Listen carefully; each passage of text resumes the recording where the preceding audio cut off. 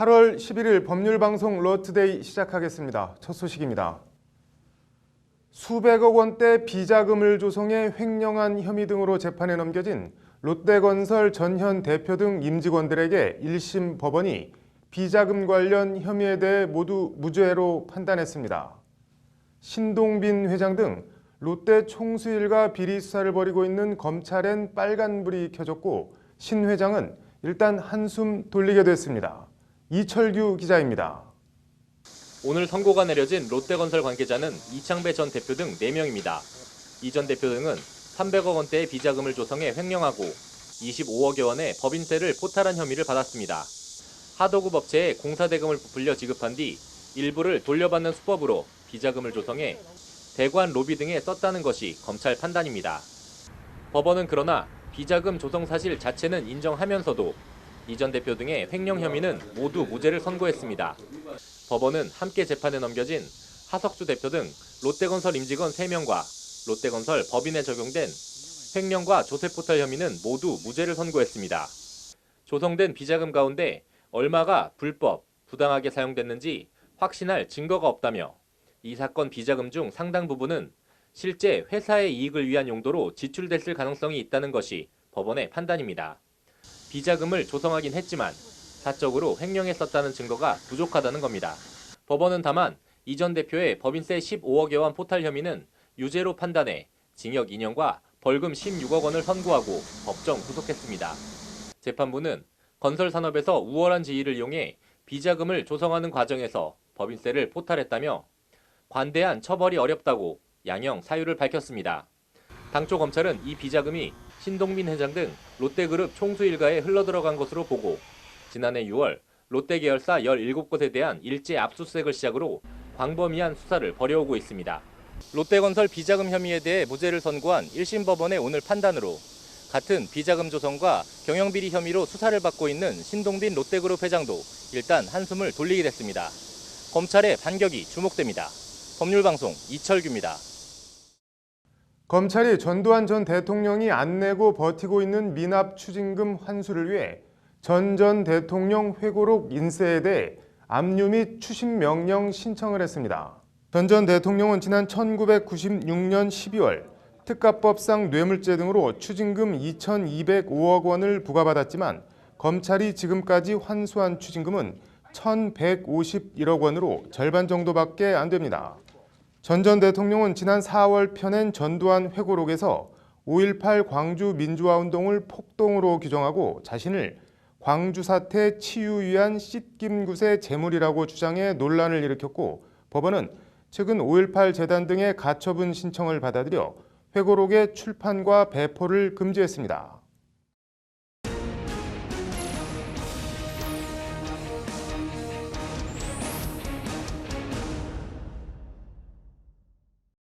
네, 검찰 중간 간부 인사, 법무부는 어제 신상 필벌의 원칙을 적용했다고 밝혔지만 저희 법률 방송이 좀 더 취재를 해보니까 100% 그런 것만도 아닌 것 같은데요.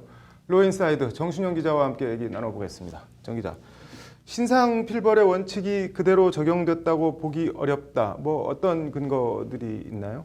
네, 일단 시간을 좀 거슬러 올라갈 필요가 있는데요. 네. 지난 2013년 4월에 참여연대가 이명박 정부 검찰 보고서라는 백서를 낸 적이 있었습니다. 네. 참여연대는 여기서 총 41명의 검사를 콕 집어서 네. 이른바 정치 검사로 분류를 했었습니다. 네. 정권에 맞는 좀 무리한 수사나 기소 혹은 문계기 수사 등등을 했던 그런 검사들을 추려서 네. 41명으로 백서를 낸 겁니다. 이 명단에 이번 검찰 중간 간부 인사에서 요직을 꿰찬 그런 인사들의 이름들도 올라와 있었습니다. 누구인가요? 일단 서울중앙지검 특수 2부장에 발탁이 됐던 송경호 검사가 가장 눈에 띄는데요. 네. 참여연대가 당시에 송경호 검사를 정치 검사로 분류를 했었는데 그 네. 이유가 바로 MBC PD수첩 광우병 수사 담당 검사로 당시에 무리한 수사와 기소를 했다라고 판단을 했기 때문입니다. 이 사건은 뭐 대법원에서 전원 무죄 판결이 났잖아요. 네, 당시 임수빈 형사 2부장이었는데요. PD수첩 제작진을 기소하라는 검찰 상층부의 지시를 거부하고 검찰을 떠났다가 이번 다시 이 법무부 법무검찰개혁위원회 위원으로 다시 돌아왔던 뉴스를 저희가 얼마 전에 네. 전해드린 바가 있었습니다. 네. 우병우 라인으로 찍혀서 이번에 그 검찰을 떠나게 됐던 전현준 전 검사장도 당시에 서울중앙지검의 형사 6부장으로 PD수첩 수사를 지휘를 했었는데 네. 같은 이유로 참여연대에 의해서 이 정치 검사로 함께 분류가 된 적이 있었습니다. 네. 법무부는 이번 검찰 중간 간부 인사를 발표를 하면서 네. 주요 사건에 대해서 1, 2심 재판 결과에 무죄가 선고가 될 때에는 검사의 과오 여부를 판단을 해서 만약에 과오가 인정이 된다라고 네. 한다면 그 결과를 과오의 경중에 따라서 인사에 반영을 하겠다 이렇게 강조를 했었거든요. 네. 하지만 그럼에도 불구하고 당초에 이 기소 때부터 정권 입맛에 맞춘 무리한 기소라는 비판을 또 받았었고 네. 또 결국에 대법원에서 무죄 판결까지 나온 PD수첩 담당 송경호 검사가 이번에 특수수사 2부장직에 올랐다는 것은 과연 적절한가 이런 논란들이 좀 일고 있는 상황입니다. 네. 뭐 다른 이름들이 더 있나요? 참여연대 리스트에? 네, 역시 서울중앙지검 특수 1부장에 오른 신자용 검사 또 참여연대 정치검사 리스트에 당시 올랐었습니다. 네. 이명박 정부 시절에 지난 2010년 국무총리실 산하 공직윤리지원관실의 민간인 사찰 의혹이 한때 큰 화제가 논란이 네. 되기도 했었는데 이 의혹 수사를 맡아서 결국에 정권의 눈치를 보면서 수사를 뭉개고 꼬리 자르기 수사를 했었다라는 그런 이유로 당시에 명단에 올랐었습니다. 네. 하지만 별다른 문제 없이 역시 이번에도 특수 1부장 자리에 올라오게 됐습니다. 네.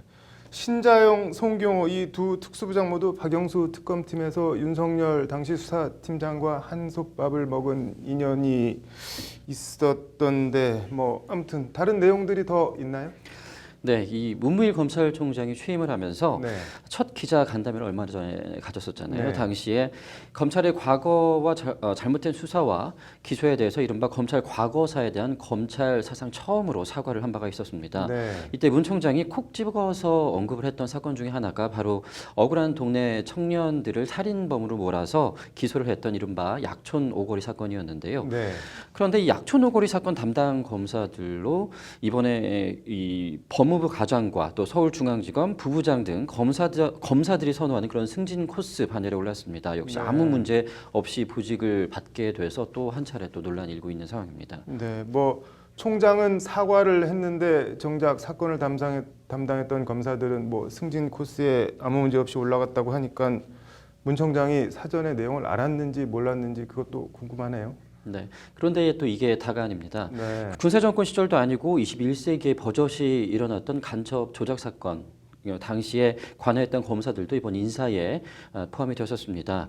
이 사건도 대법원에서 무죄가 역시 판결이 났던 선고가 됐던 그런 사건이었는데 서울시 간첩 조작 사건 얘기하는 거죠? 네, 맞습니다. 그럼에도 불구하고 수원지검 형사 1부장과 이 서울 서부지검 형사 4부장으로 수도권과 재경지검 일선 수사 부서장으로 아무 문제 없이 안착을 하는 등 네. 주요 사건에 대해서 무죄 선고가 나면 신상필벌의 원칙에 따라서 인사 조치하겠다라고 밝혔던 이 법무부 스스로 내세운 인사 방침을 정말 엄정하게 적용을 했는가라는 그런 의문점이 남는 그런 인사라고 할 수가 있겠습니다. 네. 뭐 실력들이야 어쨌든 기본적으로 있을 테고 제주들이 참 좋아 보이네요. 잘 들었습니다. 네, 다음 소식입니다. 고속도로에서 졸음운전을 하다 18명의 사상자를 낸 버스 운전사에 대한 첫 재판이 오늘 서울중앙지법에서 열렸습니다. 졸음운전을 왜 도로 위에 시한폭탄, 달리는 흉기라고 하는지 그 위험성을 장한지 기자가 전해드립니다. 지난달 9일 오후 경부고속도로 상행선 양재 나들목 인근입니다. 차량 후방 블랙박스 카메라에 갑자기 광역버스 한 대가 마치 쓰나미가 덮치듯 차량 위로 불쑥 솟아오릅니다. 제일 처음 버스에 받친 K5 승용차는 수십 미터를 버스 밑에 깔려 끌려가며 형체를 알아볼 수 없을 정도로 구겨졌습니다. 다른 차량들도 연이어 이리저리 튕겨져 나가고 아예 옆으로 서버린 승용차도 있습니다. 경부고속도로 7중 추돌 사고. 이 사고로 K5 승용차에 타고 있던 50대 부부가 현장에서 즉사했고 16명이 다치는 등 18명의 사상자가 났습니다. 사고를 낸 버스기사 51살 김모 씨는 경찰 조사에서 깜빡 정신을 잃었던 것 같다며 정신을 차리고 나니 사고가 나 있었다고 진술한 것으로 전해졌습니다. 오늘 열린 첫 재판에서 검찰은 김 씨에 대해 교통사고 처리 특례법 위반, 치사 등의 혐의를 적용했습니다. 검찰은 시속 140km로 운행하던 중 전방을 확인하지 못한 과실로 K5 운전자와 동승자를 현장에서 사망에 이르게 했고 다른 사람들도 22주 치료가 필요한 상해 또는 장애를 갖게 했다고 공소 이유를 밝혔습니다. 검찰 공소 사실처럼 졸음운전은 말 그대로 도로 위의 시한폭탄, 달리는 흉기입니다. 지난 2013년부터 2016년까지 4년간 졸음운전으로 인한 사망자만 457명에 이르고 부상자는 2만 명이 넘습니다. 한 해 평균 5천 명 이상, 하루 평균 14명 가까운 사람이 졸음운전으로 죽거나 다친다는 얘기입니다. 특히 고속도로 졸음운전 사고의 경우 치사율이 18.5%로 과속사고 치사율 7.8%의 2배가 넘습니다. 일단 고속도로 졸음운전 사고가 나면 5명 가운데 1명 정도는 숨진다는 뜻입니다. 이는 졸음운전의 경우 운전자가 무의식 상태이기 때문에 충격이 발생하기 전까지, 즉 사고가 일어날 때까지 브레이크를 밟는 등 어떤 조치도 취하지 않기 때문입니다. 운전 중에 조는 행위는 운전 중에 순간적으로 정신이 끊기는 상태이기 때문에 더 위험하다고 할 수 있고요. 충돌 전에 제동도 해보지 못하고 충격하는 상황이 발생할 수 있습니다. 버스 운전자 김 씨에게 적용된 혐의는 교통사고 처리 특례법 위반 치사입니다. 유죄 선고 시 최대 5년의 중형에 처해질 수 있습니다. 졸음운전 사망사고, 타인도 죽이고 나도 망치는 죽음의 운전입니다. 법률방송 장한지입니다. 30억 원 이상 허위 세금 계산서 발급 범죄에 대해 징역형과 함께 계산서상 3개, 2배에서 5배에 달하는 벌금형을 함께 부과, 가중 처벌하도록 한 법조항은 헌법에 어긋나지 않는다는 결정이 나왔습니다. 헌재는 허위 세금 계산서는 필연적으로 조세 포탈의 위험을 수반하고 있다며 징역형과 함께 벌금형으로도 처벌하도록 한 것은 위법성과 비난 가능성의 정도를 높게 평가해 징벌의 강도를 높이고자 한 입법자의 결단이라고 합헌 결정 이유를 설명했습니다.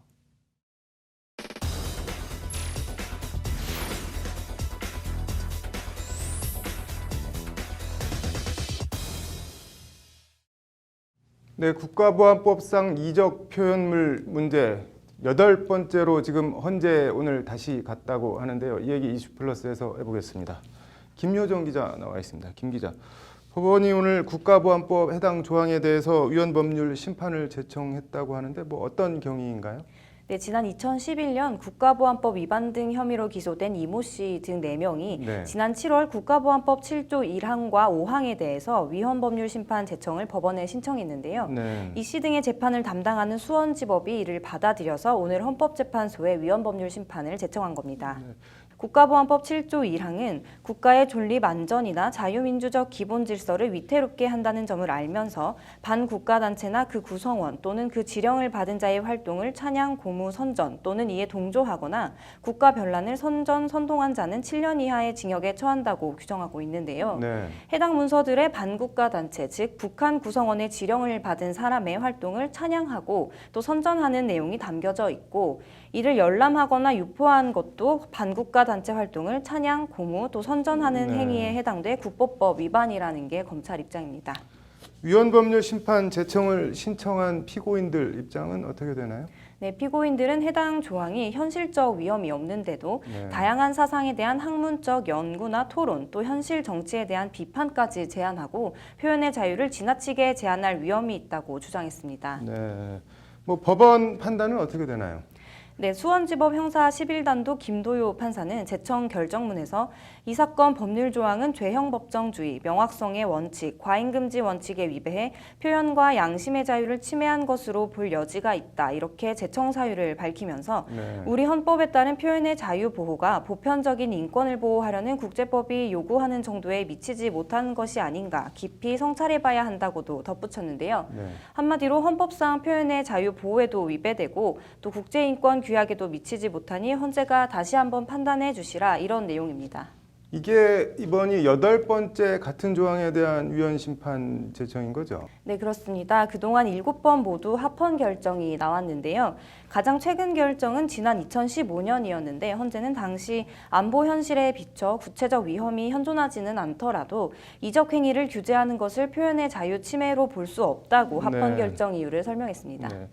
문재인 대통령이 대선 후보 시절에 이 국보법 7조가 위헌 소지가 있다면서 개정 필요성을 언급하기도 했고, 김희수 헌재 소장 지명자, 이분은 지금 지명 석 달이 되도록 아직도 지명자 신분인데, 하여튼 김희수 당시 재판관도 유일하게 위헌 의견을 냈었는데 이번엔 헌재가 어떤 결정을 내릴지 관심이네요. 잘 들었습니다. 네, 이어서 법조계 소식 전해드리겠습니다. 경찰이 오늘 대통령 탄핵 기각을 위한 국민총궐기 운동본부 탄기국이 불법 모금한 자금을 창당 비용으로 사용한 의혹과 관련해 서울 양평동 새누리당 당사 등을 압수수색했습니다. 탄기국 대변인인 정광용 박사모 회장은 지난해 11월부터 친박 집회 현장 모금과 광고비 등으로 약 40억 원을 모았고 일부를 지난 4월 새누리당 창당 비용으로 사용한 의혹을 받고 있습니다. 서울 남부지법은 오늘 금융감독원 조사를 무마해달라는 청탁과 함께 수억 원을 받은 강모 변호사에 대해 징역 5년과 추징금 4억 8천만 원의 중형을 선고했습니다. 재판부는 금감원 조사의 공정성 훼손과 변호사 자격정지 상태에서 컨설팅 명목으로 돈을 받아 책임이 크다고 판시했습니다. 국가인권위원회는 경기도교육청이 체육특기생인 초등학생을 거주지 중학교로만 진학할 수 있게 한 것은 아동의 행복추구권을 과도하게 제한한 조치라며 시정 권고했습니다. 인권위는 체육특기생이 운동을 지속적으로 이어가기 위해 교육장 관할 지역 외에 중학교로 전학할 수 있는 방안을 마련할 필요가 있다고 밝혔습니다. 이호성 방송통신위원장은 오늘 MBC 제작 거부 사태와 관련해 공영방송 사장이 공적 책임과 공정성을 지키지 않았다면 책임을 물을 수 있다고 말했습니다. 이 위원장은 MBC 사장과 이사회인 방송문화진흥회 이사의 임기는 법적으로 보장됐지만 무조건 꼭 그렇게 해야만 하는 것은 아니다라고 말했습니다.